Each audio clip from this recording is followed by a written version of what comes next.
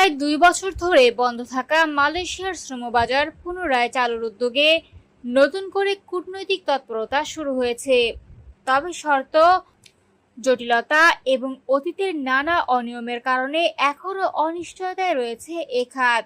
এই প্রেক্ষাপটে চলতি মাসেই মালয়েশিয়া সফরে যাচ্ছেন প্রবাসী কল্যাণ ও বৈদেশিক কর্মসংস্থান মন্ত্রী আরিফুল হক চৌধুরী এবং প্রধানমন্ত্রীর প্রবাসী কল্যাণ বিষয়ক উপদেষ্টা মাহদি আমিন।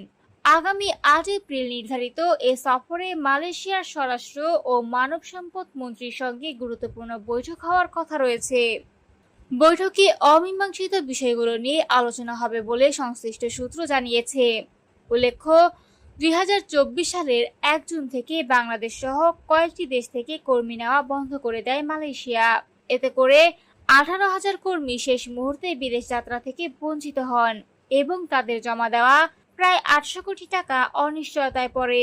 যদিও অর্থ ফেরতের দাবি জানানো হয়েছে, অনেক কর্মী অভিযোগ করেছেন যে তারা সম্পূর্ণ টাকা ফেরত পাননি। বর্তমানে রাষ্ট্রীয় প্রতিষ্ঠান বোয়েসেলের মাধ্যমে ৭,৮৭৩ জন কর্মীকে নির্মাণ খাতে পাঠানোর উদ্যোগ নেওয়া হয়েছে। তবে প্রক্রিয়াটি এখনও ধীরগতির।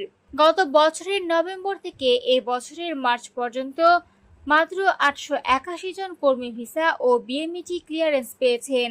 মালয়েশিয়ার শ্রমবাজার ঘিরে দীর্ঘদিন ধরে সিন্ডিকেট, দুর্নীতি ও অতিরিক্ত অর্থ আদায়ের অভিযোগ রয়েছে।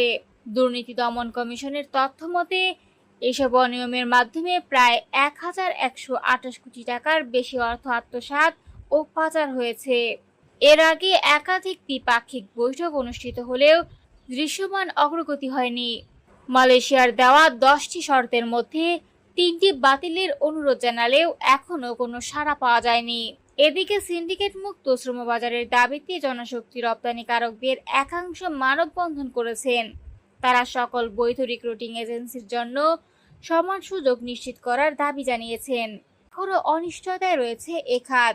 এই প্রেক্ষাপটে চলতি মাসেই মালয়েশিয়া সফরে যাচ্ছেন প্রবাসী কল্যাণ ও বৈদেশিক কর্মসংস্থান মন্ত্রী আরিফুল হক চৌধুরী এবং প্রধানমন্ত্রীর প্রবাসী কল্যাণ বিষয়ক উপদেষ্টা মাহদি আমিন।